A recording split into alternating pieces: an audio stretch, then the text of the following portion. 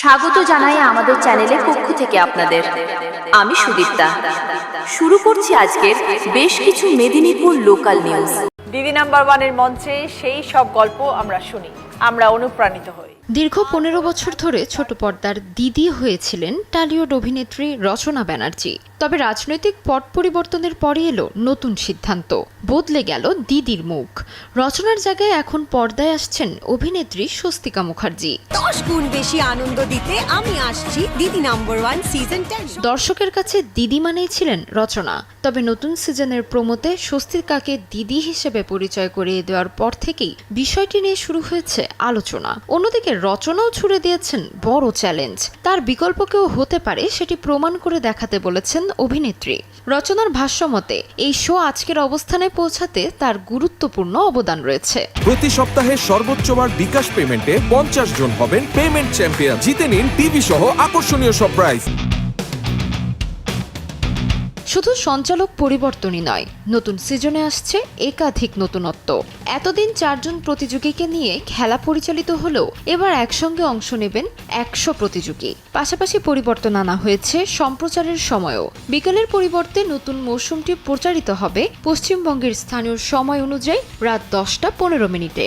আগামী 29 জুন থেকে শুরু হচ্ছে এই নতুন যাত্রা। সঙ্গে জিতে নেওয়ার সুযোগ থাকবে 10 গুণ পুরস্কার। দেখা হচ্ছে খুব শিগগিরই। দীর্ঘদিনের জনপ্রিয় এই অনুষ্ঠানে নতুন সঞ্চালক, নতুন নিয়ম ও নতুন উপস্থাপনায় দর্শককে কতটা আকৃষ্ট করতে পারে এখন সেটিই দেখার অপেক্ষা। চোখ রাখবো পরবর্তী নিউজে। জি বাংলা দাদাগিরিতে বদলাচ্ছে নতুন সঞ্চালক। সৌরভ গাঙ্গুলির পরিবর্তে থাকছে দেব, এবং অপরদিকে সৌরভ গাঙ্গুলি স্টার জলসাতে শুরু করছে নতুন শো বিগ বস বাংলা। আরও এক ইতিহাসের সাক্ষী ইডেন গার্ডেন্স। নতুন চ্যালেঞ্জ, নতুন শুরু। প্রিন্স অফ ক্যালকাটার প্রত্যাবর্তন এক নতুন পিচে। আমি দাদা আপনাদের প্রিয় এন্টারটেইনমেন্ট চ্যানেল স্টার জলসায় নিয়ে আসছি দেশের সবচেয়ে বড় entertainment show. I give everything to make it the best. আসছে বিগ বস বাংলা, স্টার জলসায় ও জিও হটস্টারে। বাংলা টেলিভিশনের অন্যতম জনপ্রিয় রিয়েলিটি শো দাদাগিরিতে শুরু হলো এক নতুন অধ্যায়। বহু বছরের পরিচিত মুখ সৌরভ গঙ্গোপাধ্যায়ের পর এবার সঞ্চালকের আসনে টলিউড সুপারস্টার দেব। আর প্রথম দিনের শুটিং ঘিরে ছিল চোখ ধাঁধানো আয়োজন। বিশ্ববাংলা কনভেনশন সেন্টারে সকাল থেকেই ছিল উৎসবের আবহ। চারিদিকে বাজছিল দাদাগিরির জনপ্রিয় টাইটেল ট্র্যাক। সম্পূর্ণ কালো পোশাকে লাল গালিচায় অতিথিদের স্বাগত জানান নতুন দাদা দেব।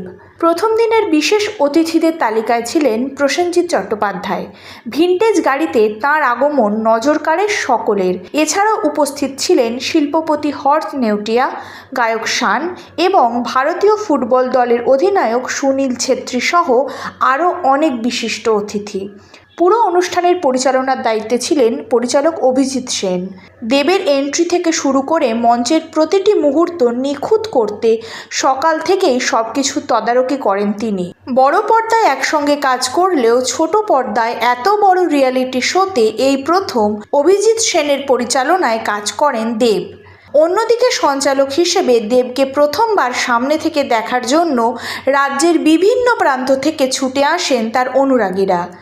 সিঁথি, এন্টালি, খিদিরপুর সহ কলকাতার বিভিন্ন এলাকা থেকে নানা বয়সের ভক্তদের ভিড়ে জমে ওঠে অনুষ্ঠানস্থল।